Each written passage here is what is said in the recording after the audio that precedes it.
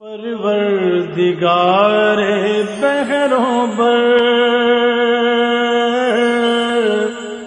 پروردگار بحروں بر۔ اعوذ باللہ من الشیطان الرجیم، بسم اللہ الرحمن الرحیم۔ ان اللہ وملائکتہ یصلون علی النبی یا ایہا الذین آمنوا صلوا علیہ وسلموا تسلیما۔ اللہم صلی علی سیدنا و نبینا و شفیعنا و مولانا محمد وعلی آل محمد وبارک وسلم۔ محترم خواتین و حضرات، السلام علیکم۔ پیام صبح کے ساتھ ایک بار پھر حاضر میں ہوں، آپ کا میزبان انیق احمد۔ پیر، منگل، بدھ اور جمعرات، یہ 4 دن ایسے ہیں کہ جن پر ہم قرآن کریم کی مختلف آیات پر بات کرواتے ہیں اپنے عہد کے ممتاز علماء سے، کہ قرآن کریم کی یہ آیات ہم سے کیا کہہ رہی ہیں، کیا تقاضا کر رہی ہیں۔ جوڑتے ہیں حالات حاضرہ سے ان آیات کو جن پر گفتگو ہوتی ہے۔ لیکن جمعہ اور ہفتہ 2 دن ایسے ہیں کہ جن پر ہم قرآن کریم کے آیات پہ بات نہیں ہوتی، بلکہ ان 2 دنوں میں ہم کیا کرتے ہیں کہ آپ کی جانب سے آئے ہوئے سوالات رکھتے ہیں اپنے عہد کے ایک ممتاز مفتی صاحب کی خدمت میں، اور ان سے حاصل کرتے ہیں اپنے مسائل کا حل قرآن و سنت کی روشنی میں۔ ہمارے دین کے پاس انفس و آفاق کے ہر مسئلے کا حل موجود ہے۔ فَاسْأَلُوا أَهْلَ الذِّكْرِ إِن كُنتُمْ لَا تَعْلَمُونَ، سوال کرو اہل ذکر سے اگر تم نہیں جانتے، اللہ تعالیٰ قرآن کریم میں ارشاد فرما رہا ہے۔ خواتین و حضرات، کچھ ویڈیو کوئسچنز یہ ہم پاکستان کے مختلف شہروں میں کھڑے ہو کے عوام الناس سے بھی چند سوالات ریکارڈ کرتے ہیں، ان سوالات کو بھی ہم رکھتے ہیں مفتی صاحب کی خدمت میں۔ آج کے ہمارے معزز مہمان محترم مفتی ارشاد احمد اعجاز صاحب۔ خواتین و حضرات، مفتی ارشاد احمد اعجاز صاحب ایک جانا مانا نام ہمارے ملک کا، فارغ التحصیل دارالعلوم کراچی۔ ایک زمانے کو بہت قریب سے دیکھا، دنیا بھر میں سفر کرتے ہیں، اور جو نئے مسائل ہیں، جدید مسائل ہیں، ان پر بھی آپ کی گہری نگاہ۔ مفتی ارشاد صاحب کو خوش آمدید کہتے ہوئے پروگرام کا آغاز اللہ تعالیٰ کے بابرکت نام سے، سورہ فیل۔ اعوذ باللہ من الشیطان الرجیم، بسم اللہ الرحمن الرحیم۔ أَلَمْ تَرَ كَيْفَ فَعَلَ رَبُّكَ بِأَصْحَابِ الْفِيلِ أَلَمْ يَجْعَلْ كَيْدَهُمْ فِي تَضْلِيلٍ وَأَرْسَلَ عَلَيْهِمْ طَيْرًا أَبَابِيلَ ترميهم بحجارة من سجيل فجعلهم كعصف مأكول صدق اللہ العظیم۔ تم نے دیکھا نہیں کہ تمہارے رب نے ہاتھی والوں کے ساتھ کیا کیا؟ کیا اس نے ان کی تدبیر کو اکارت نہیں کر دیا اور ان پر پرندوں کے جھنڈ بھیج دیے جو ان کے اوپر پکی ہوئی مٹی کے پتھر پھینک رہے تھے، پھر ان کا یہ حال کر دیا جیسے جانوروں کا کھایا ہوا بھوسا۔ صدق اللہ العظیم۔ محترم مفتی ارشاد صاحب کی خدمت میں آج کے پروگرام کے حوالے سے پہلا سوال، بڑا اچھا سوال ہے مفتی صاحب، یہ اقبال صاحب کا ہے کراچی سے۔ ان کا سوال یہ ہے کہ مفتی صاحب، دین میں سوگ کے احکامات کیا ہیں؟ اگر گھر میں کسی کا انتقال ہو جائے تو ہمیں کتنے دن سوگ منانے کی اجازت ہے؟ اور یہ جو موت پر دہاڑے مار مار کر رویا جاتا ہے، کیا اس کی دین اجازت دیتا ہے؟ ارشاد۔ بسم اللہ الرحمن الرحیم، نحمدہ ونصلی علی رسولہ الکریم، اما بعد۔ انیق صاحب، یہ واقعتاً اچھا سوال ہے اور اس میں تھوڑی تفصیل ہے۔ جی دیکھیے، ایک ہے سوگ کا لفظ، جی، سوگ منانا، جی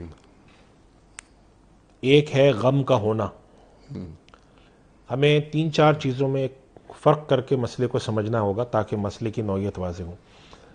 اگر کسی شخص کے یہاں موت ہوتی ہے تو جو بھی قریبی رشتہ دار ہیں ان کے پر غم ہونا، غم کی کیفیت آنا لازمی ایک لازمی سی بات ہے، لازمی امر ہے۔ جس کا جتنا قریبی رشتہ اتنا ہی اس کے پر تکلیف ہوگی۔ جی ہاں چنانچہ جب حضرت جعفر رضی اللہ تعالیٰ عنہ کا انتقال ہوا تو آپ صلی اللہ علیہ وسلم نے ارشاد فرمایا کہ بھئی ان کے گھر کچھ کھانا بنا کے بھجواؤ، اللہ اس لیے کہ ان کے گھر میں ایسا سانحہ پیش آیا جس کی وجہ سے وہ ان کاموں کی طرف ان کی توجہ نہیں ہے۔ تو یہ کیفیت غم کی تو ہر شخص پر ہوتی ہے۔ اس کی وجہ سے انسان اپنے گھر میں کھانا بھی نہیں بنا پاتا، رونے کی کیفیت ہوتی ہے، اور گھر میں ایک غم کا سا سما ہوتا ہے۔ جی ہاں تو شریعت نے اس کے لیے کچھ ایک تحدید کی ہے، یعنی غم ختم کرنے کی تو کوئی تحدید نہیں، تو غم تو قلبی چیز ہے، جی ہاں لیکن غم کی ایک علامت ہے، ایک آثار ہیں۔ اس کے لیے حدیث شریف میں جو روایات ہیں اس کے تحت ہی ہمیں معلوم ہوتا ہے کہ یہ چیز 3 دن سے زیادہ نہیں ہونی چاہیے۔ ٹھیک یعنی 3 دن تک انسان اپنے گھر میں نہ کوئی کھانا پکاتا ہے، نہ کوئی خوشی کر رہا ہے، نہ کوئی میل جول میں ہے، اگر یہ کیفیت ہے تو بس 3 دن کے بعد اس معاملے کو ختم کر دینا چاہیے۔ ام المومنین حضرت ام حبیبہ رضی اللہ تعالیٰ عنہ کے ساتھ ہوا معاملہ پیش آیا تھا کہ جب کسی کے انتقال کے بعد آپ صلی اللہ علیہ وسلم کی وفات کے بہت بعد ایک مرتبہ انہوں نے وفات کے اوپر، غالباً اپنے والد کی وفات کے اوپر، وہ منگوایا تھا جو اس زمانے میں خوشبو ہوتی تھی، اور خوشبو کو پیس کر لگایا، اور پھر انہوں نے لوگوں سے کہا کہ بھائی مجھے خوشبو کی کوئی زینت کی کوئی حاجت نہیں ہے، لیکن میں صرف اس لیے کر رہی ہوں۔ 3 دن بعد انہوں نے کیا کہ میں نے نبی کریم صلی اللہ علیہ وسلم کو 3 دن سے زیادہ سوگ کرنے سے منع فرمایا۔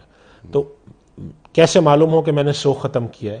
اس لیے میں یہ خوشبو مہندی کی طرح کی ایک چیز ہوتی تھی منگا کے لگا رہی ہوں تاکہ لوگوں کو معلوم ہو جائے کہ ام المومنین نے اب اگر غم کی کیفیت تھی تو فلاں دن خوشبو استعمال کی، گویا کہ اب وہ اعلان کر رہی ہیں کہ اب سوگ ختم ہے۔ یعنی سوگ سے مراد یہاں پر ہے وہ علامات، وہ چیزیں جس سے انسان اپنی سرگرمیاں معطل کر کے، یعنی سوگ سے مراد غم کی مدت۔ ہاں سوگ سے مراد میری یہ میں عرض کر رہا ہوں کہ غم جو ہے انسان کو وہ تو رہتا ہے، ٹھیک ہے وہ تو مدت میں جاتا ہے، کبھی مہینہ سال لگتا ہے، لیکن اس کی ایک ظاہری علامات ہوتی ہیں کہ انسان نے لباس ایسا پہننا شروع کر دیتا ہے، میل جول میں سادگی اختیار کر لیتا ہے۔ یہ چیزیں 3 دن سے زیادہ منع ہے کہ 3 دن سے زیادہ آپ یہ نہیں کریں گے کہ ابھی گھر میں کچھ نہیں بن رہا، یہ نہیں ہو رہا، وہ نہیں ہو رہا۔ باقی غم انسان کی قلبی کیفیت ہے، بسا اوقات وہ مہینے میں ختم ہوتی ہے، بسا اوقات سالوں میں ختم ہوتی ہے۔ ٹھیک سوگ کا دوسری علامت جو شریعت نے وہ بیوہ کے لیے رکھی ہے کہ اگر ایک خاتون کا ایک شخص کا انتقال ہوتا ہے تو ان کی جو بیوہ، ان کی جو زوجہ ہیں جو کہ ان پر بیوگی آ گئی ہے، انہوں نے 4 مہینہ 10 دن تک حالت عدت میں رہنا ہے، اور اس عدت کے دوران انہوں نے سادہ لباس پہننا ہے اور گھر سے باہر نہیں جانا ہے بلا ضرورت، اگر کوئی شدید ضرورت ہے تو جائیں ورنہ گھر میں رہیں۔ یہ سوگ کی ایک کیفیت ہے، یہ خالصتاً بیوہ کے لیے ہے اور کسی اور کے لیے نہیں ہے۔ اور تیسری ایک اور سوگ کی کیفیت ہے جس کو ہم کہتے ہیں، جس کے لیے انہوں نے سوال پوچھا ہے، وہ کہلاتا ہے کہ مختلف مواقع پر ایک مجلس منعقد کرنا، اس کے اندر رونا، اس کے اندر مرحوم کے جو ہے کہ اچھی چیزوں کو یاد کرنا، غم والی باتوں کو کے پر چیخنا، دھاڑنا، رونا، یہ چیز شریعت نے پسند نہیں کی بالکل بھی۔ یعنی ایسی مجالس منعقد کر کے 3 دن بعد، 5 دن بعد، 10 دن بعد رونا دھونا مچانا، اس کا کوئی شریعت میں وہ نہیں ہے کہ اس طرح کی مجالس منعقد کی جائیں۔ یا ایک زمانے میں رواج تھا، اللہ کا شکر ہے ہمارے یہاں اب اتنا رواج نہیں ہے، خصوصاً شہروں میں نہیں ہے، کہ باقاعدہ کسی کے یہاں مرنے پر اس کے یہاں غم کرنے والی عورتیں آتی تھیں جو کہ نوحہ کرنا جسے ہم کہتے ہیں کرتی تھیں، اور ان کے ساتھ وہ بہت رونا دھونا، سر پیٹنا اور اپنا جو سینہ کوبی جسے کہتے ہیں وہ کرنا۔ اس کو تو نبی کریم صلی اللہ علیہ وسلم نے سختی سے منع فرمایا، بلکہ بعض روایت میں یہ تک ملتا ہے کہ میت کو اس قسم کے نوحے سے اور اس قسم کے چیخنے دھاڑنے سے میت کو تکلیف پہنچتی ہے، اس کو بسا اوقات اس کو تنبیہ کی جاتی ہے، تو یہ صورت تو منع کی۔ ٹھیک البتہ جب ظاہر ہے کہ کسی کا انتقال ہوگا تو جس کے بیٹا ہے، بیٹی ہے، بیوی ہے، ماں ہے، باپ ہے، ان پر غم کی کیفیت ہوتی ہے، رونا بھی آتا ہے، تو اس کے اندر بآواز رونا یا چیخنا دھاڑنا اس کو منع کیا گیا۔ رونا آ رہا ہے انسان، ظاہر ہے کہ روئے گا۔ اللہ کے نبی صلی اللہ علیہ وسلم کو بھی جب خبر دی گئی آپ کے صاحبزادے کی وفات کی تو آپ کے بھی آنسو نکل آئے، تو آنسو نکلتے ہیں، انسان روتا ہے، کبھی کبھی روتے میں آواز بھی بلند ہو جاتی ہے، تو ان چیزوں کو روکنے کا شریعت میں حکم دیا گیا۔ باقی یہ جو طریقہ کار ہیں اس طریقے کو پسند نہیں کیا گیا۔ بعض حضرات اس چیز کی اجازت دیتے ہیں کہ کسی شخص کے مرنے کے کچھ عرصے بعد ایک ایسی میں لوگ جمع ہو جائیں اور بیٹھ کر وہاں پر وہ بجائے اس کے کہ وہ رونا دھونا کریں، بجائے اس کے کہ وہ باتیں کریں، بجائے اس کے کہ وہ یہ باتیں یاد کریں کہ مرحوم کو یہ پسند تھا اور یہ تھا اور وہ تھا، اس کے بجائے وہاں بیٹھ کر وہ ان کے لیے دعائے مغفرت کریں، ان کو ایصال ثواب کریں. اس کی بات حضرات اجازت دیتے ہیں. لیکن سوگ کی جو شکلیں ہمارے یہاں جو رائج ہیں اس کے اندر یہ صورتیں تو بالکل منع ہے کہ اس کے اندر لوگ جمع ہوں اور ایک باقاعدہ طور پہ رونا گانا ہو اور ہنگامہ مچے اور چیخا دھاڑا ہو، یہ تو بالکل منع ہے. اس حد تک سوگ منانے کی 3 دن شریعت نے اجازت دی کہ غم کی کیفیت ہے تو کچھ چیزیں اپنے کاروبار و زندگی معطل کر کے کچھ کر لو تاکہ 3 دن بعد پھر اپنی روٹین پہ آ جاؤ. ایک اور چیز بھی ہے ہمارے یہاں، وہ یہ رائج ہے کہ بسا اوقات یہ ہوتا ہے کہ کسی کا انتقال ہوا تو اس کے گھر والے کہہ دیتے ہیں کہ ہم خوشی نہیں منائیں گے، اس سال عید نہیں منا رہے، اس سال ہم عید نہیں منائیں گے، اللہ اس سال ہم یہ نہیں کریں گے، اس سال وہ نہیں کریں گے. یا بیوہ کو یہ کہا جاتا ہے کہ عدت گزرنے کے بعد بھی تم نے اب جو ہے وہ کالے کپڑے پہننے ہیں یا سفید پہننے ہیں، رنگین کپڑے نہیں پہننے. ان چیزوں کا شریعت میں ہمارے دین میں تصور نہیں ہے. یہ بات طبعی طور پر ٹھیک ہے کہ جب ایک کسی کے گھر میں مرنے کے بعد عید آ رہی ہے، اور مثال کے طور پہ کسی کا انتقال رمضان میں اور اس کے بعد عید آ رہی ہے، یا کسی کا انتقال جو ہے وہ 2 مہینے پہلے ہوا عید آئی، تو اس موقع پر انسان کو ایک اپنے جو دنیا سے چلے گئے ہیں وہ خود جو پیارے ہیں وہ یاد تو آتے ہیں، لیکن اس کی وجہ سے عید نہ منانے کا تصور نہیں ہے. ٹھیک ہے، وہ خدائی حکم ہے عید خدا منانا. منانا ہے، آپ عید بھی پڑھیں گے، اپنے یہاں جو کچھ ہے وہ کریں. ہاں یہ ٹھیک ہے کہ شاید اس درجے کی خوشی آپ کے یہاں نہ ہو، شاید باپ ہونے کی حیثیت سے باپ کو یاد آتا ہو بیٹا، بیوی کی حیثیت سے بیوہ کو یاد آتا ہو شوہر، باپ کی حیثیت سے بیٹوں کو یاد آتے ہوں، وہ ایک الگ بات ہے. لیکن باقاعدہ مسلط کرنا، کوئی رنگ کا گھر میں نئے کپڑے نہیں پہنے گا، نئے چیز نہیں ہوگی، کسی کو عید مبارک نہیں کہیں گے، کسی سے گلے نہیں ملیں گے، یہ ساری رسومات ہیں، اس کا شریعت سے کوئی تعلق نہیں. 3 دن بعد یہ ساری چیزیں ختم ہیں. ٹھیک ہے، ظاہر ہے گھر کا ایک فرد چلا جاتا ہے اور پھر عید آ گئی تو محسوس ہوتی، اسی کمی محسوس بس ہوتی ہے. یہاں تک تو ٹھیک ہے، یہ طبی چیزیں ہیں. ایک فرد چلا گیا. لیکن مفتی صاحب کیا ایسا نہیں کہ یہ تمام باتیں اس لیے ہوتی ہیں، تصورات اس لیے آتے ہیں اور یہ جزا فضا اس لیے ہوتی ہے کہ انا للہ و انا الیہ راجعون سمجھ میں نہیں آیا؟ بالکل ایسی ہے. تو اگر انا للہ و انا الیہ راجعون اگر آپ سمجھا دیجئے ہمیں کہ اللہ کیا فرما رہا ہے، اللہ ہمیں کیسا دیکھنا چاہتا ہے. ہاں یہ بندہ جو اے اللہ تو نے یہ تیری طرف سے آیا تھا، تیری طرف چلا گیا، اللہ اکبر، تو یہ تصور ذرا واضح ہو جائے تو پھر کیا سوگ اور موت تو یقینی ہے. موت سے زیادہ یعنی یقین والی چیز تو کوئی ہے ہی نہیں جس میں ذرہ برابر بھی شک نہیں. اور جو لمحہ اللہ تعالیٰ نے جس فرد کو دے دیا اس سے نہ ایک لمحہ آگے اور نہ ایک لمحہ پیچھے موت نہیں آ سکتی اسے. تو یہ موت آئی ہے تو اللہ نے اپنے بندے کو بلا لیا ہے اپنے پاس، تو اے اللہ تیری چیز تھی، تو نے اسے لے لی اور ہم تیری رضا پہ راضی ہیں. ارشاد فرما دی. دیکھیے 2 باتیں انیس صاحب، دونوں کی طرف آپ نے اشارہ کر دیا. اللہ تعالیٰ نے قرآن کریم میں مسلمانوں کی صفت یہ بتائی، الذین اذا اصابتهم مصیبت قالوا انا للہ و انا، کوئی مصیبت آتی ہے، موت کی مصیبت ہو اور کوئی تکلیف ہو، سب سے پہلے رجوع اللہ ہوتا ہے، کہتا ہمیں اللہ کے ہیں اور ہمیں اس کی طرف لوٹ کے جانا ہے. اللہ کے نبی صلی اللہ علیہ وسلم کے پاس آپ کے صاحبزادے کی وفات کی خبر آتی ہے، تا فرماتے ان للہ ما آتا ولہ ما اخذ، جو دیا وہ اس کا، جو لیا وہ اس کا. سب سے پہلے توجہ اللہ کی طرف مبذول کرائی، اور آپ نے فرمایا کہ ہم اپنے صاحبزادے کا نام لے کر فرمایا کہ ہم تمہاری جدائی پر غمگین ہیں، اور یہ بھی ساتھ فرمایا کل شیء عنده باجل مسمى، اللہ نے ہر چیز کی ایک مدت مقرر کر دی. اللہ اصل جو بات ہے جس طرف آپ توجہ دلا رہے ہیں بالکل درست بات ہے کہ مومن پر مصیبت بھی آتی ہے. اللہ تعالیٰ نے فرمایا کہ ہم مصیبت بھی بھیجیں گے، وَلَنَبْلُوَنَّكُمْ بِشَيْءٍ مِّنَ الْخَوْفِ وَالْجُوعِ، مصیبت بھی آتی ہے، خوشی بھی آتی ہے، راحت بھی آتی ہے. جب مصیبت آتی ہے تو اس وقت دل میں فوراً یہ بات آنی چاہیے کہ بے شک ٹھیک ہے ہم سے تعلق تھا، بیٹا کسی کا دنیا سے جاتا ہے تکلیف ہوتی ہے، بیٹی جاتی ہے تکلیف ہوتی ہے، ماں باپ جاتے ہیں رنج ہوتا ہے، لیکن ساتھ فوراً رجوع اللہ ہو کہ پروردگار ان کا اتنا ہی وقت تو نے لکھا تھا اور تو نے جو دیا تھا وہ تیرا تھا، جو تو نے لیا ہے تیرا ہے. ہمیں غم ہے، ہمیں تکلیف ہے، ہم ان کے لیے جو چلے گئے مغفرت کی دعا کرتے ہیں اور اپنے صبر کی دعا کرتے ہیں، اور ہمیں تو اپنا صبر عطا فرما. یہ چیز جو ہے اگر یہ انسان کے دل میں حاضر ہو اور اس کے دل میں مستحضر ہو تو غم ایک حد تک بنائے گا انسان. اور تلقین بھی ایک دوسرے کو یہ کرنی چاہیے، بلا وجہ میں شور مچانا، کون سا تمہارے جانے کا وقت تھا، ابھی تم کیسے چلے گئے، یہ سب باتیں کرنے کے بجائے ہمارے نبی کی تلقین، ہمارے نبی صلی اللہ علیہ وسلم نے کیا فرمایا کہ یا اللہ جو تو نے دیا تھا وہ تیرا تھا، جو تو نے لیا وہ تیرا ہے. چھوٹا بچہ 2 مہینے کا وہ تو نے لے لیا تو تیرا ہے. 80 سال میں کسی کو لے لیا، کسی کو جوانی میں لے لیا، کسی کا کیا بیٹا پیدا ہونے کے بعد دنیا سے چلا گیا، وہ باپ چلا جاتا ہے، بچہ یتیم ہوتا ہے. یہ سب من جانب اللہ ہے. تو اس کے اوپر راضی برضا رہنا اور اللہ کے سامنے رضا کا اظہار کرنا یہ بندگی ہے. لیکن اللہ تعالیٰ نے کرم یہ کیا کہ آپ کو غم کے اظہار سے منع نہیں کیا، اور غم کے اظہار کے لیے 3 دن تک تو باقاعدہ علی اعلان منانے کی اجازت دے دی، سوگ. اس کے بعد بھی یہ ہے کہ بھئی غم ہوتا ہے، انسان کا غم جو ہے وہ کوئی فوری جانے والی چیز تو ہے نہیں. حضرت یعقوب علیہ السلام کا معاملہ دیکھیں نا، کتنے عرصے بعد آنکھیں چلی گئیں، اور آخر میں جب انہوں نے اپنے بچوں سے کہا کہ اپنے بیٹوں سے کہ جاؤ ذرا ڈھونڈ کے تو آؤ یوسف کو، تو انہوں نے کہا کہ ابا جان لگتا ہے کہ آپ جو ہے نا بالکل ہی گئے گزرے ہو جائیں گے ان کی یاد میں. تو حالانکہ وہ دنیا میں موجود تھے، صرف بچھڑ گئے تھے. تو ہمیں نبی کی ایک سیرت سے معلوم ہوتا ہے کہ غم کی کیفیت تھی ان پر، روتے بھی تھے، اللہ سے دعا بھی کرتے تھے. انہوں نے خود کہا انما اشکو بثی وحزنی الی اللہ، میں تو اللہ سے مطالبہ کرتا ہوں، تم سے نہیں. تو یہ اس طرح کی غم کی کیفیت آتی ہے، انسان کی آنکھیں ڈبڈبا جاتی ہیں، نماز کے وقت دل سے دعا نکل جاتی ہے، بیٹھے میں تنہائی میں رو لیتا ہے، یا 4 لوگوں کے سامنے بیٹھ کر بھی رو لیا، سسکی. یہ سب چیزیں شریعت نے منع نہیں کی، چونکہ انسان کے ساتھ فطرت میں اللہ نے رکھی ہیں. لیکن جب ان کا آپ اظہار بڑے پیمانے پہ کرتے ہیں کہ ہمارے یہاں یہ نہیں ہوگا، ہمارے یہاں وہ نہیں ہوگا، ہمارے یہاں بسا اوقات کسی کے یہاں جاؤ تو انہوں نے کہا جی وہ شامیانے والے کہ ہم نے بلا کر کہا کہ صرف کالے شامیانے لے کر آؤ اور صرف کالے یا سفید کپڑے پہنے. یہ جو رسومات ہیں، یہ کلچرل، یہ ہمارے دین کا حصہ نہیں ہے. غم کا اظہار کوئی کرتا ہے، کسی نے عید کے موقع پر سادگی رکھی، اس نے کہا ہمارے بیٹے کا بھی 2 مہینے پہلے انتقال ہوا ہے تو ہم نے عید منائی ہے، ہم عید کے نئے کپڑے بھی پہنے، نماز پڑھنے بھی گئے.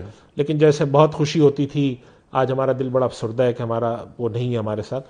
یہ سب چیزیں شریعت نے کوئی منع نہیں کی، تب یہ ہے اس کی اجازت دی. بس وہ جو باتیں جیسے آپ نے بھی فرمائی، میں نے بھی عرض کی ابھی، کہ ایک ہنگامہ مچا دینا، 4 لوگوں کو جمع کرنا، عجیب قسم کی کیفیت پیدا کر دینا، رونا دھونا، ہم یہ نہیں کریں گے، ہم فلاں کام نہیں کریں گے، یہ چیزیں جو ہیں یہ دین کا حصہ نہیں ہے. اور بلکہ اگر ہم یہ زیادہ کر رہے ہوتے ہیں تو گویا کہ ہمارا اس پر شاید ایمان کمزور ہوتا ہے کہ انا للہ و انا الیہ راجعون پر کمزور ہوتا ہے، یا اس پر ایمان کمزور ہوتا ہے کہ انا للہ ما عطا و لہ ما اخذ.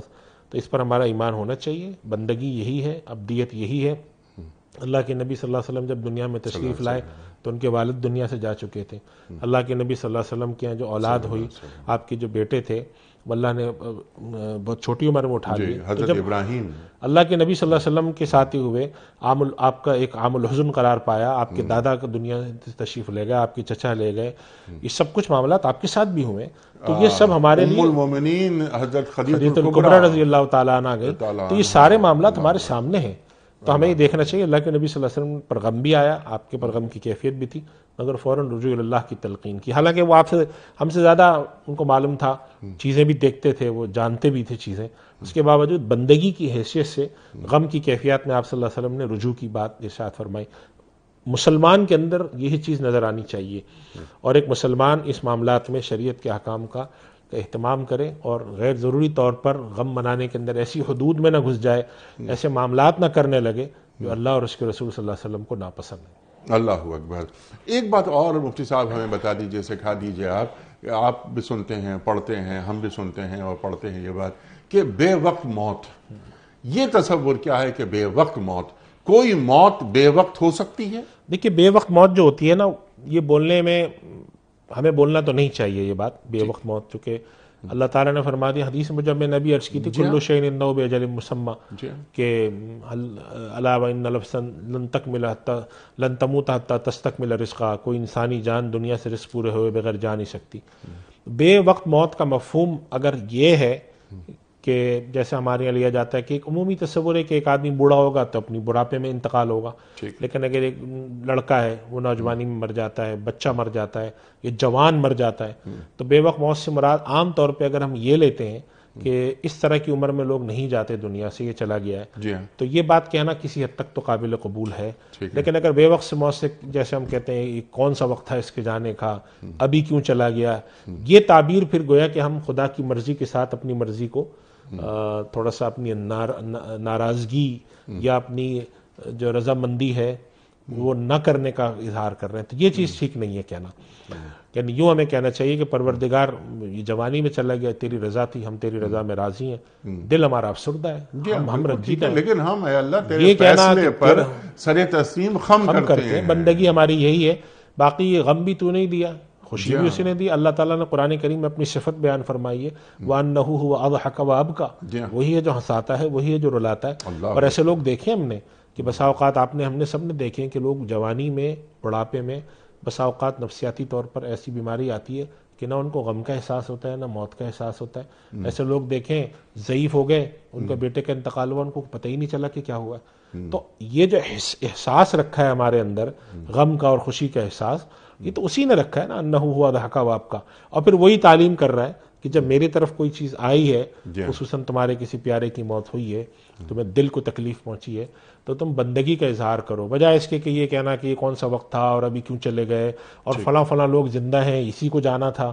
ایسے ایسے لوگ، ناکارہ لوگ، یہ بھی سننے کو ملتا ہے کہ فلاں آدمی بیکار ہے، فلاں آدمی بوڑھا ہے، فلاں آدمی بیمار ہے، وہ تو ایسے ہی پڑا ہوا ہے پچھلے 10 سال سے، یہ اتنا ہمارا چلا گیا. تو یہ سب باتیں جو ہیں، یہ خدا کی شان اور اس کی بزرگ و برتر جو اس کی ہستی ہے، گویا کہ اس کے ساتھ ایک طرح کی بے ادبی ضرور ہے، چاہے کہنے والے کی نیت یہ نہ ہو. یہ بات سے صحیح ہے کہ ایک مسلمان کبھی بھی اس نیت سے نہیں کہتا، اسے گریز کرنا چاہیے، لیکن گریز کرے نا، کیا ضرورت ہے ایسے الفاظ بولنے کی. بالکل ایسے ہی، بالکل ٹھیک ہے. اور یہ جو سوگ منانا چاہیے، جیسے آپ نے بات فرمائی 3 دن اس کی لمٹ ہے، بس 3 دن ہو گئے. باقی دل کے اندر وہ تو غم رہتا ہی ہے. ماں چلی جاتی ہے، باپ چلے جاتے ہیں، بہن بھائی چلے جاتے ہیں، اللہ اکبر. لیکن ہمارا دین مکمل دین ہے، تو وہ سوگ منانے کے بھی آداب ہمیں سکھا دیتا ہے. یہ ہے سوگ منانے کا ادب. ٹھیک ہے مفتی صاحب. اگلا سوال ہے راشد صاحب کا سرگودا سے. سوال ان کا یہ ہے، ذرا بڑا سوال ہے، کہ عمرہ یا حج کے مواقع پر دم کن کن صورتوں میں واجب ہو جاتا ہے، اور اگر ہم دم ادا نہ کر سکیں تو کیا ہم روزے رکھ سکتے ہیں اس کے بدلے میں؟ دیکھیے، اگر احرام کی خلاف ورزی ہو، جی، احرام کی خلاف ورزی سے مراد یہ ہے کہ یا تو احرام باندھا نہیں ہے میقات کے اندر، یعنی جب عمرہ کرنے جا رہے ہیں تو میقات مقرر، میقات سے مراد ہوتی ہے وہ جگہ کہ جہاں سے حدود حرم شروع ہوتی ہے، کہ آپ جب حرم شریف جا رہے ہوں تو وہاں سے آپ نے احرام باندھ کے کرنا. حدود حرم وہاں سے نہیں شروع ہوتی، بے ایمانہ کہ حرم تھوڑا اندر جاتے، لیکن یہ عمرے کے لیے یہ اس کے لیے ایک نبی کریم صلی اللہ علیہ وسلم نے جگہ مقرر فرمائی تھی، اس کے لیے اس کو میقات کہتے ہیں، کہ جب تم عمرہ کرنے یا حج کرنے جاؤ، اس جگہ سے جب تم کو کراس کرو تو تمہارے اوپر احرام ہونا چاہیے. تو نمبر 1 یہ کہ اس شخص کے احرام ہی نہیں ہے، ٹھیک، یا یہ کہ احرام ہے مگر احرام کی خلاف ورزی کر لی. احرام باندھا ہوا ہے، ایسے لوگ بھی دیکھے میں نے، احرام باندھا، طبیعت تھوڑی سی گھبرائی، اوپر کی چادر اتاری اور جبہ پہن لیا کہ ہم رات کو سو رہے ہیں، تو ہم نے سوچا کہ اب چادر پہن کے کیا سوئیں، تو احرام کے اوپر کوئی سلا ہوا کپڑا پہن لیا، خوشبو لگا لی، اور اس طرح کی جو احرام کی خلاف ورزیاں ہوتی ہیں وہ کر لیں. اچھا، تو پھر ایسی صورت کے اندر آپ کو دم آتا ہے. اسی طریقے سے عمرے کے اندر جا کر وہاں پر جو ہے کوئی خلاف ورزی کر لی کہ عمرہ کرنے کے بعد جو ہے وہ بال کٹوانے ہوتے ہیں، تو اس کے اندر کوئی گڑبڑ کر دی کہ وہ پہلے کٹوا دیے، عمرہ پورا نہیں کیا. بس اوقات لوگ صحیح کرنے سے پہلے عمرہ طواف کر کے آئے، بال کٹوائے، پھر صحیح کر لی. تو اس قسم کی جو غلطیاں ہوتی ہیں، چونکہ تفصیل بہت ہیں ان میں، تو میں یہ کہوں کہ ہم ایک ہی جگہ بیٹھ کر ساری چیزیں جمع کر دیں مشکل ہے. تو یہ چیزیں اگر آپ نے احرام کی خلاف ورزیاں کی ہیں تو اس صورت میں آپ پر دم آتا ہے عمرے میں. حج کے اندر تھوڑی سی اس کی اور بھی تفصیل ہے کہ حج کے اندر آپ کو بسا اوقات ایسا کرنا ہوتا ہے کہ جب آپ وقوف عرفات کرنے کے بعد واپس آتے ہیں تو آپ کو طواف زیارت کرنا ہوتا ہے. تو وقوف عرفہ کے بعد آپ کا احرام اتر جاتا ہے، یعنی وقوف عرفہ کے بعد جب آپ آئے اور آپ نے قربانی کر لی اور اس طرح پھر واقع قربانی کر لی تو آپ کا احرام تو اتر جائے گا. لیکن احرام کی بعض پابندیاں آپ پر برقرار رہتی ہیں طواف زیارت کے ہونے تک. تو وہ طواف زیارت سے پہلے اگر آپ نے ان پابندیوں کو توڑ دیا تو اس صورت کے اندر آپ پر دم آتا ہے، وہ بڑا دم ہوتا ہے. تو یہ اس کی نا کچھ تفصیلات ہیں. میں کہوں گا کہ یہ اتنا بڑا سا سوال ہے، اس میں کوئی خاص صورتحال پیش ہو تو اس صورت کے اندر اس کو بیان کر لیں تاکہ وہ بات واضح ہو سکے. تو اس تفصیل کے تحت جو ہے مسئلے بہت سارے مسائل ہیں کہ جس کے اندر جو ہے وہ باریکی دیکھنی پڑتی ہے کہ یہاں پر کیا ترتیب میں ان سے غلطی ہوئی ہے تو وہاں پر دم آئے گا. اور یہ ایک مسئلہ اور بھی لوگوں کو دیکھا کہ جب وہ وقوف عرفہ کر کے واپس آتے ہیں تو وہ وقوف مزدلفہ چھوڑ دیتے ہیں بسا اوقات، یا یہ ہوتا ہے کہ وہ مزدلفہ ہی نہیں پہنچتے اور مزدلفہ کے باہر انہوں نے دیکھا کہ جب مزدلفہ میں رش ہے تو وہ باہر ہی رہ گئے. جب وقوف عرفہ کرنے کے بعد مغرب سے پہلے نکل آتے ہیں بسا اوقات, پھر گھس جاتے ہیں, پھر نکلتے ہیں. تو بہت ساری تفصیلات ہیں اس میں. تو جب وہ کوئی متعین چیز ہو تو وہ لکھ کر پوچھ لینی چاہیے تاکہ اس متعین صورت کے پر جواب دیا جا سکے. ٹھیک ہے. اب یہاں پر دو مسئلے ہیں مزید نا. ایک تو یہ کہ دم, یہ بھی آپ بیان فرما دیجئے کہ پھر یہ دم جو واجب ہو جاتا ہے وہ دم کیا ہوتا ہے. اور ایک سوال اور رکھا ہے انہوں نے کہ اگر وہ دم دینے کی اہلیت نہ ہو, سکت نہ ہو, تو کیا وہ روزے رکھ سکتے ہیں؟ یہ اصل میں حج کے حوالے سے ایک مسئلہ ہے کہ اگر کسی آدمی کا وہاں پر جو ہے وہ دم دینا تھا, یعنی کہ قرآن کریم میں فرمایا فَإِذَا وَحْسِرْتُمْ, جس کے اندر وہاں پہ ایسی کیفیت میں آ گیا کہ اب وہ وہاں پر دم نہیں دے سکتا, تو وہ ثلاثۃ ایام فی الحج وسبعۃ اذا رجعتم, 3 دن وہ وہاں روزے رکھے گا اور باقی 7 دن وہ باہر رکھے گا, یعنی کہ جب حج سے فارغ ہو کے گھر آ کے رکھ لے, چاہے وہ وہیں پہ رکھ لے بعد میں نکل کے یا گھر آ کے رکھ لے. تو یہ وہ صورتحال اس صورت سے ساتھ ہی خاص ہے کہ وہاں پر اس کو وہ اپنے ساتھ دم شکر دینا تھا, اپنے ساتھ ہدی لے کے جانی تھی, لیکن وہ نہیں گیا, تو اس صورت میں پھر وہ وہاں جا کر 3 روزے ایسے رکھے اور یہ بعد میں رکھے. یہ جو صورت درپیش ہوتی ہے احرام میں, اس صورت میں شکل یہی ہوتی ہے کہ وہ اپنی جو دم ہے وہ وہیں پر دلوائے. اگر وہ ایسے نہیں دلوا سکتا تو وہ وہاں پر کسی کو رقم بھیج دے یا کسی ادارے میں پیسے جمع کرا دے جو اس کی طرف سے وہ دم دلوائیں. یہ صورت وہاں پر ہے. اسی لیے میں عرض کر رہا تھا کہ وہ اپنی صورت اگر اس طرح سے واضح کریں گے نا, لکھ کر کے بھئی فلاں مسئلہ درپیش ہے, آپ اس کا حکم بتائیں, تو اس کو بتانا ممکن ہوگا. تو وہ زیادہ بہتر شکل یہ کہ وہ اس طرح سے کر لیں. بالکل. لیکن چند شکلیں آپ نے بتا دی. جی, چند بنیادی موٹی موٹی جو چیزیں تھیں, بنیادی باتیں آپ نے ارشاد فرما دی. یہ ہیں سید سلامت علی. ان کا سوال یہ ہے کہ میں ایک ملٹی نیشنل ادارے میں کام کرتا ہوں, پاکستان سے باہر بھی جانا ہوتا ہے. کبھی کبھی ہمیں اپنی میٹنگز میں خواتین سے ہاتھ بھی ملانا پڑتا ہے. اگر نہ ملائیں تو معیوب سمجھا جاتا ہے. میں پوری کوشش کرتا ہوں کہ دینی احکامات پر چلوں. غیر محرم عورت سے ہاتھ ملانا حرام ہے, لیکن میری مجبوری ہے. کیا مجبوری کی وجہ سے میرا یہ گناہ معاف ہو جائے گا؟ دیکھیں صاحب, بات یہ ہے کہ یہ چیز سوال میں اکثر آتی ہے, لیکن اس کا سیدھا سیدھا جواب ہے کہ اس سے ان کو بچنے کی کوشش کرنی چاہیے. یہ چیز گناہ غلط ہے. ٹھیک ہے.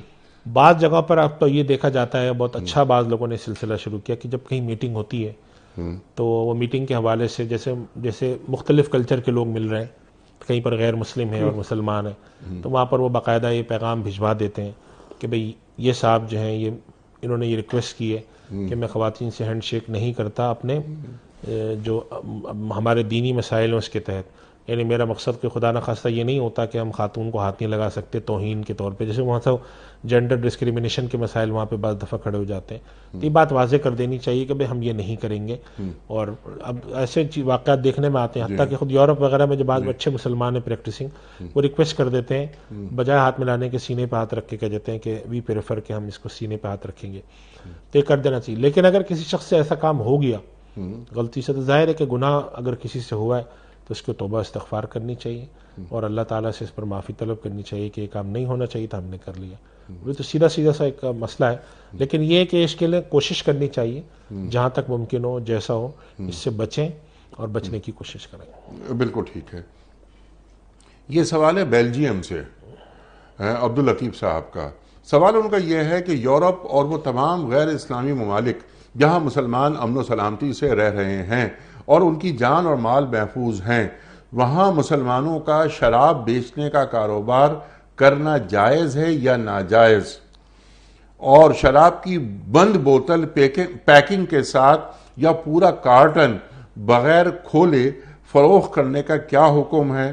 اور کیا مسلمان کافروں کو شراب بیچ سکتے ہیں؟ دیکھیے جی, یہ مسئلہ بہت آتا ہے جی, اور علماء کرام کا اس پر جو ابھی تک رائے یہی ہے جی کہ علماء میں سے کسی نے اجازت نہیں دی ہے. اگر ایک شخص مسلمان ہے تو اس کے لیے شراب کا پینا اور شراب کا فروخت کرنا, شراب کا تحفے میں دینا, شراب کا کہیں لانا لے جانا, یہ سارے کام ناجائز ہیں. حتیٰ کہ ریکارڈ کیپنگ, ساری چیزیں ناجائز, رجسٹرنگ کرنا, کوئی چیز کرنا. اگر کوئی شخص خالصتاً شراب کا کام کر رہا ہے وہ تو بالکل ہی گناہ ہے. ہمارے سامنے یہ سوال آتا ہے آج کل کہ بعض لوگ سپر مارکیٹ میں ہوتے ہیں اور وہ یہ کہتے ہیں کہ سپر مارکیٹ میں تو ظاہر ہے بہت سارے ان کے ڈپارٹمنٹ ہوتے ہیں. بسا اوقات یہ ہوتا ہے کہ سپر مارکیٹ میں ایک سیلز مین ہے جس نے کسی کو ہیلپ کرنی ہے تو اس کو مختلف ڈپارٹمنٹ لے جا رہا ہے تو شراب کے ڈپارٹمنٹ میں بھی لانا پڑتا ہے اس کو. تو ہم تو اس تک کو کہتے ہیں کہ آپ اس سے اجتناب کریں. چاہے کہ ایک آدمی کا پورا شراب کا اسٹور ہو, پھر اس کے اندر وہ چاہے بند ڈبے میں بیچیں, کھول کے بیچیں, یا وہ پیک بنا کر دیں. یعنی ان کا سوال اصل میں شاید یہ ہے کہ اگر کسی نے بار کھول رکھی ہے وہاں پہ وہ کاکٹیل وغیرہ پیک بنا کر دیتے ہیں تو اس کا کیا حکم ہے, اور اگر کوئی پیک شراب فروخت کرتے ہیں, دونوں کوئی فرق نہیں ہے, ایک ہی بات ہے. کیونکہ آپ جب کسی کو دیں گے تو وہ یہاں نہیں پیے گا, گھر لے جا کے پیے گا. اور اگر آپ کہیں پر باقاعدہ بار میں بیٹھ کے سرو کرتے ہیں تو وہ بھی ناجائز ہے.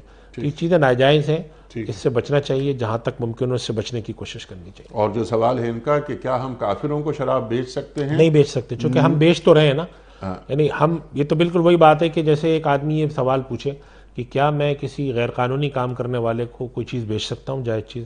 ایک آدمی آ کر ایک آدمی اسلحہ فروخت کرتا ہے, فرض کریں امریکہ میں جہاں اسلحے کی خرید و فروخت پر پابندی نہیں ہے, لیکن اس کو یہ معلوم ہے کہ جو شخص مجھ سے لینے آ رہا ہے وہ غیر قانونی کام کرے گا, تو اس کے لیے اسلحہ بیچنا تو غلط ہو جاتا ہے. وہ اس بنیاد پر تو کور نہیں لے سکتا کہ میں نے تو اسلحہ بیچا, جائز تھا.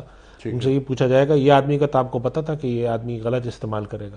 تو اگر ایک چیز ناجائز آپ کے لیے ہے تو پھر آپ غیر مسلموں کو بھی نہ بیچیں, اس کے بارے میں بھی جواز کا فتویٰ نہیں ہے. اور وہ تو ناجائز, اور اسلحہ جو آپ نے بات فرمائی یہ تو شراب ہے, تو شراب ہے کہ شراب جس کی حرمت یعنی حرام جسے دین قرار دے رہا ہے, قرآن قرار دے رہا ہے, اور پینے والے پر, پلانے والے پر, جیسے آپ نے فرمایا, جی بالکل, دھوکے لے جانے والے پر, تو یہ جو ہے بات ان پر لعنت بھیجی جائے. جی یہ بات یہ ہے کہ یہ ان حرام چیزوں میں سے ہے جس کے اوپر مسلمان, یعنی جس کے لیے کہا جاتا ہے کہ ملت ابراہیمی, مسلمان, عیسائی اور یہودی, ان سب کے ہاں یہ حرام تھی, حرام ہے, حرام رہے گی قیامت تک. قیامت تک بالکل صحیح ہے. چاہے وہ برتتے ہیں, کھاتے پیتے ہیں, اس سے فرق نہیں پڑتا.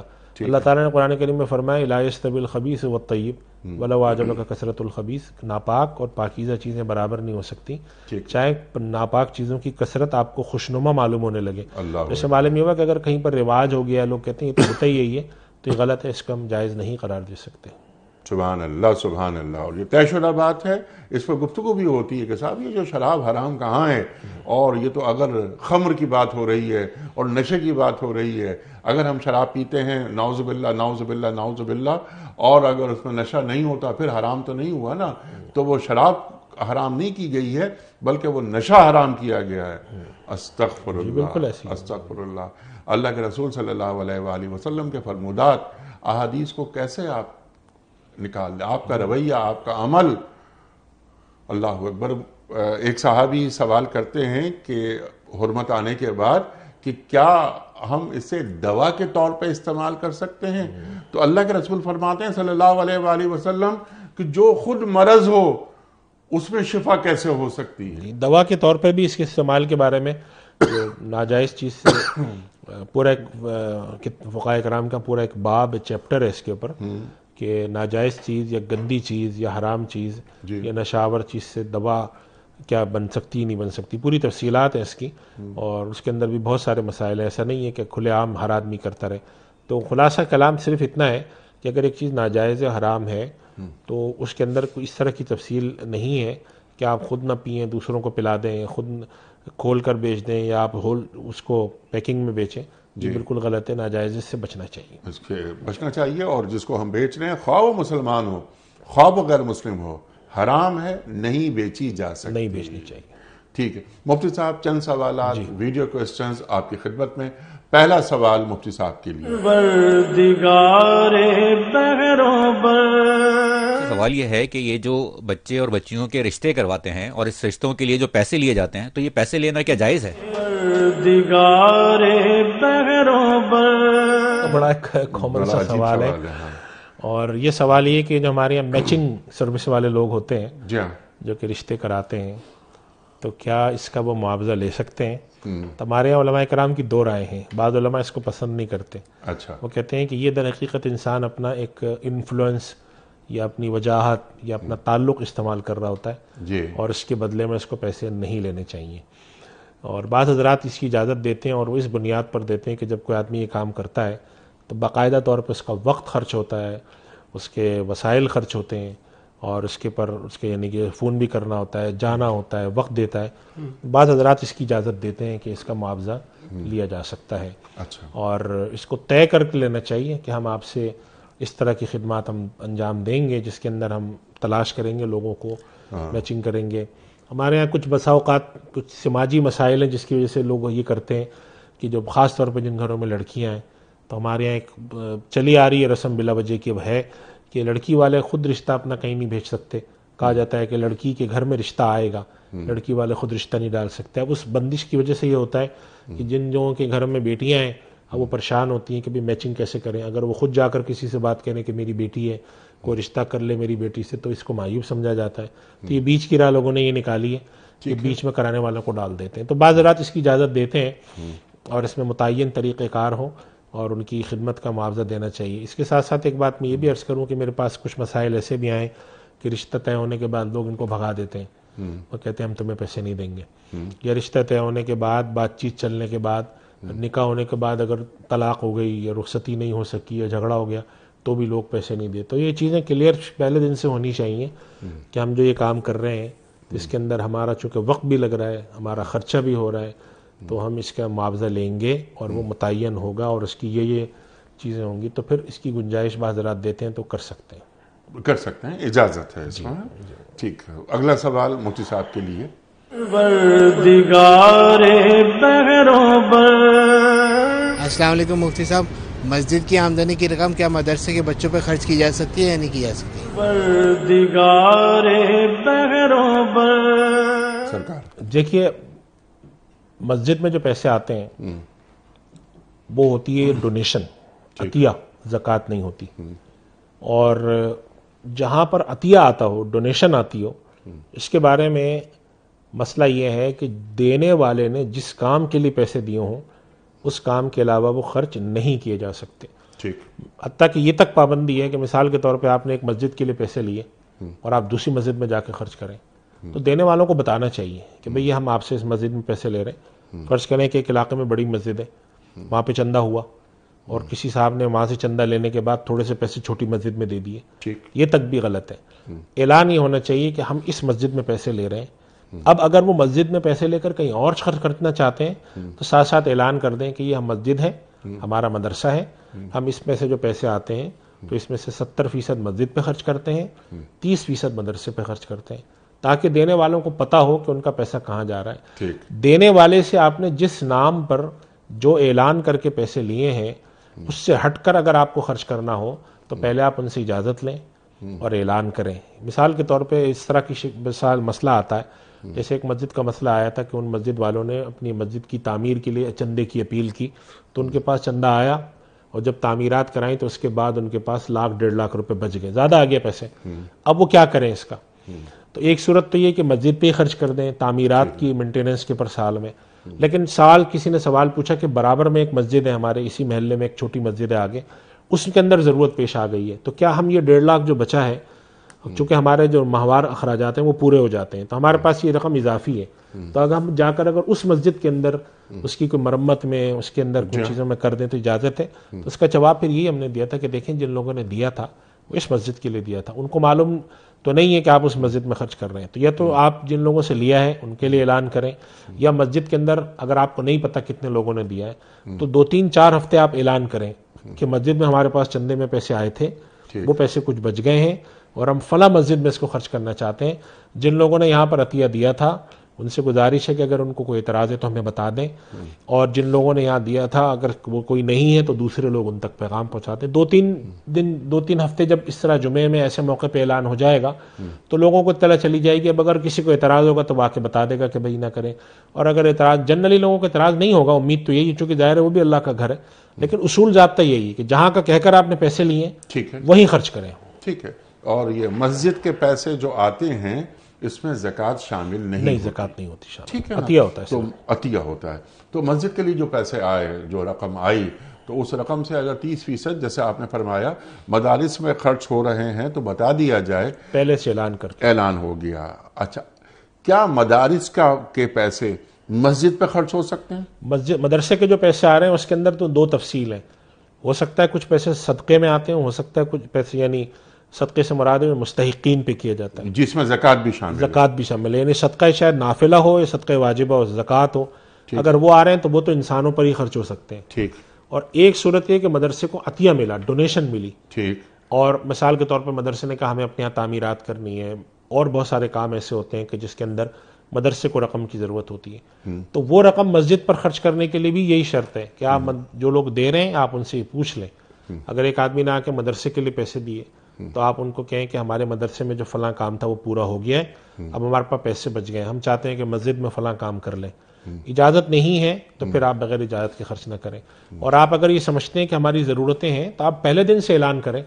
ہمارے یہاں بسا اوقات پیسہ لیتے وقت جان بوجھ کے ابہام رکھتے ہیں لوگ کہ چھوڑو پیسہ آنے دو، جب آئے گا ہم اپنی مرضی سے خرچ کریں گے. ایسا نہیں ہے، کیونکہ دینے والے نے تو آپ کو وکیل کی حیثیت سے دیا نا، آپ اس کے امین اور وکیل ہیں. چندہ کمیٹی جو مسجد میں ہوتی ہے وہ ڈونیشن دینے والوں کی وکیل ہوتی ہے، ٹھیک. اور وکیل اس بات کا پابند ہوتا ہے کہ وہ وکیل بھی ہے اور امین بھی ہے کہ وہ دیانتداری سے خرچ کرے اور وہیں تک خرچ کرے جہاں کہا گیا ہے. جہاں. اس کی مثال ہمارے یہاں دی علماء نے کہ اگر فرض کریں کہ میں آپ کو 1000 روپے دیتا ہوں کہ آپ جا کر فلاں شخص کو صدقے کی قیمت میں 1000 روپے دے دیں، اور آپ مجھے 3 دن بعد بتاتے ہیں کہ وہ فلاں شخص کے بجائے میں نے فلاں دوسرے آدمی کو دے دیا، تو ظاہر سی بات ہے کہ یہ قانوناً اخلاقاً شرعاً ہر لحاظ سے غلط بات ہے. میں آپ سے کہوں گا ہو سکتا ہے کہ دوسرا آدمی اس سے زیادہ ضرورت مند ہو، مگر میں نے آپ کو وکیل بنایا تھا اس کو دینے کے لیے.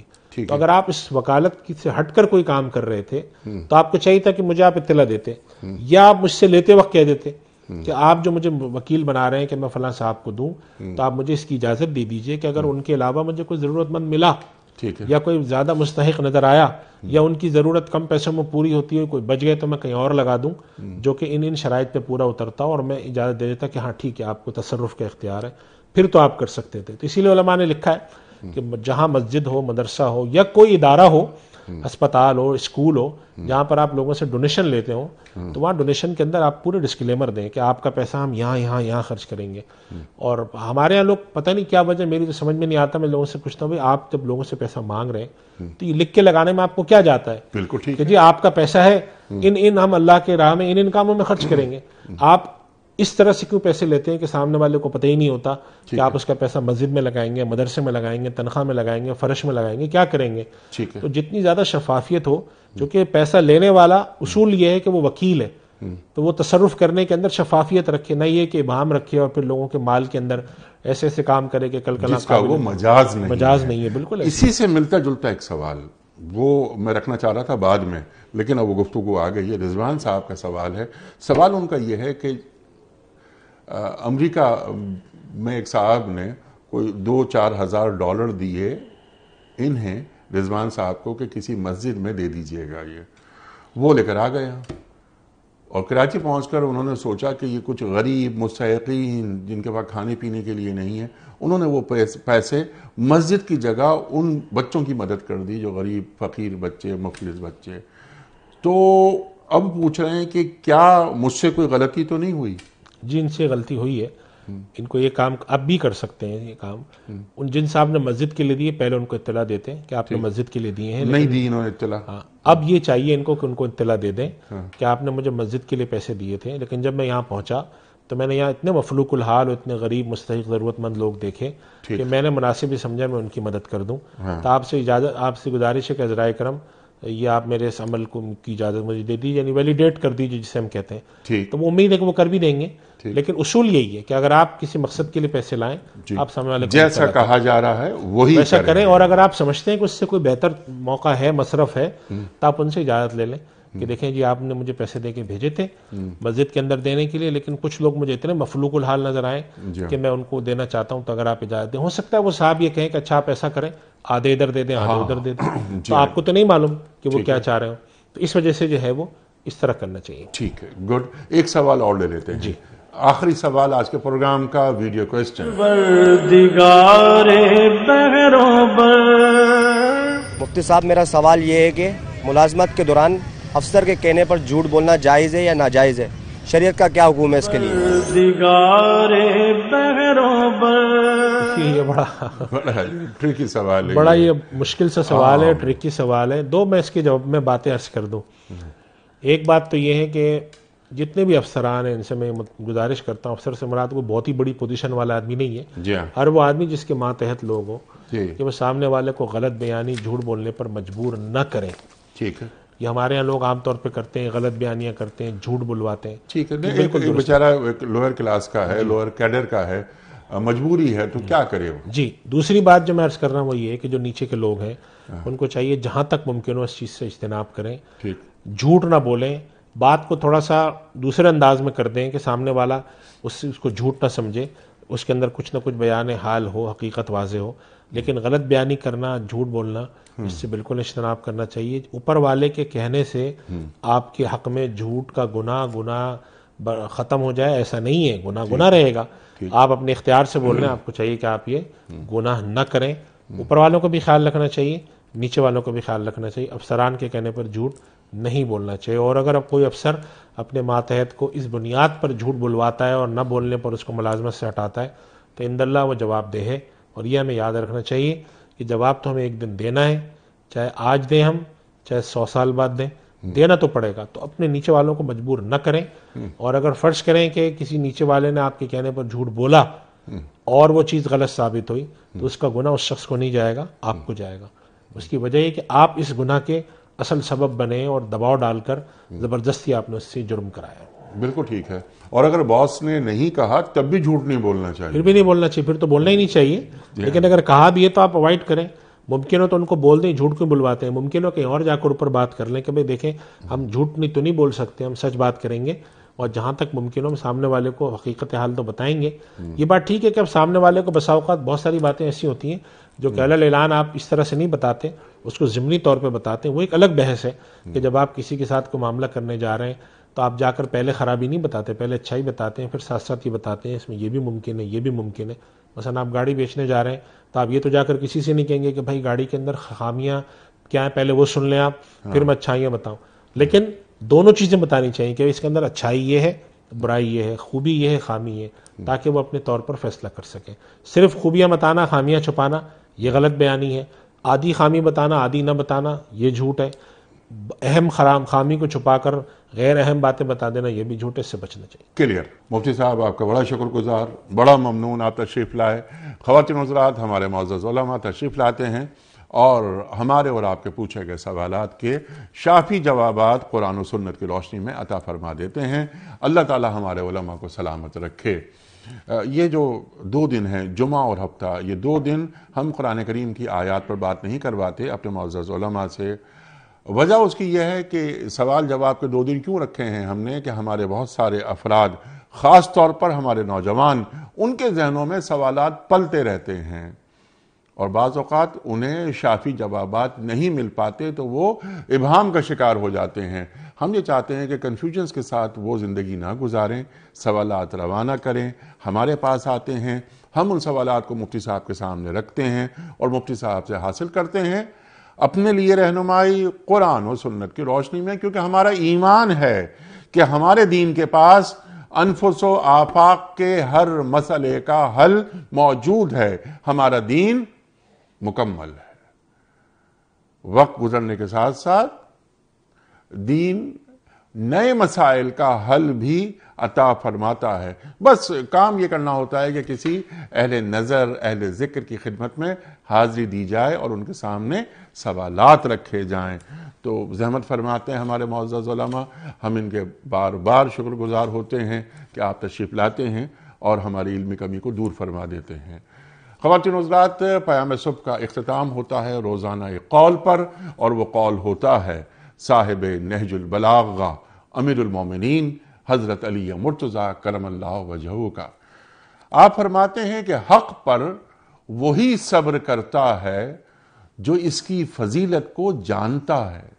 حق پر وہی صبر کرتا ہے جو اس کی فضیلت کو جانتا ہے. سبحان اللہ, سبحان اللہ. اپنے میزبان انیق احمد کو کل تک کے لیے اجازت دیجیے. خدا حافظ. پروردگار بہروں